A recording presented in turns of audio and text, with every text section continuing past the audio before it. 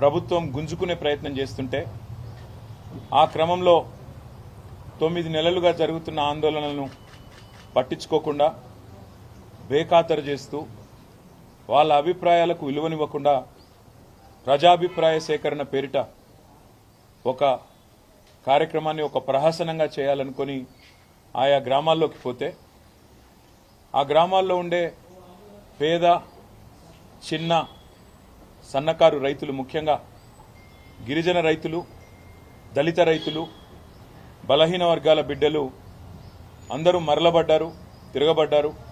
ప్రభుత్వానికి ప్రజాస్వామికంగా తమ నిరసనను చాలా గట్టిగా, చాలా స్పష్టంగా చెప్పారు. ఈ సంఘటన జరిగి ఈ రోజుకి సరిగ్గా నెల రోజులు దాటింది.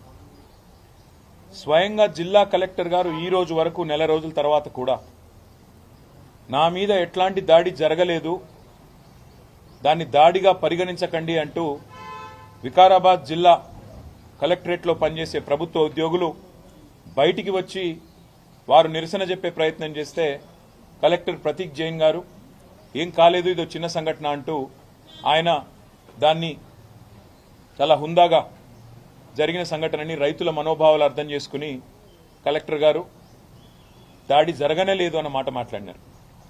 కానీ ప్రభుత్వం మాత్రం, రేవంత్ రెడ్డి గారు మాత్రం ఇదేదో ఆయన పర్సనల్ ప్రెస్టేజ్కి సంబంధించిన అంశం అన్నట్టు, ఆయన కిరీటం ఏదో కింద పడిపోయినట్టు, ఆయన ఏదో రారాజు, నేను చక్రవర్తిని, శాశ్వతంగా తెలంగాణకు నేనే ఒక ఈ సామ్రాజ్యానికి అధిపతిని అన్నట్టుగా చాలా ప్రెస్టేజ్గా ఫీల్ అయిపోయి అదే రోజు దాదాపు 16-17 మంది రైతుల్ని తెల్లారి మా నాయకుడు కొడంగల్ మాజీ శాసనసభ్యుడు, మాజీ శాసన మండలి సభ్యుడు, సౌమ్యుడు సోదరుడు పట్నం నరేందర్ రెడ్డి గారిని ఉదయం పూట వాకింగ్కి పోతుంటే కేబీఆర్ పార్క్ దగ్గర మఫ్టీలో వచ్చిన పోలీసులు అరెస్ట్ చేయడం జరిగింది.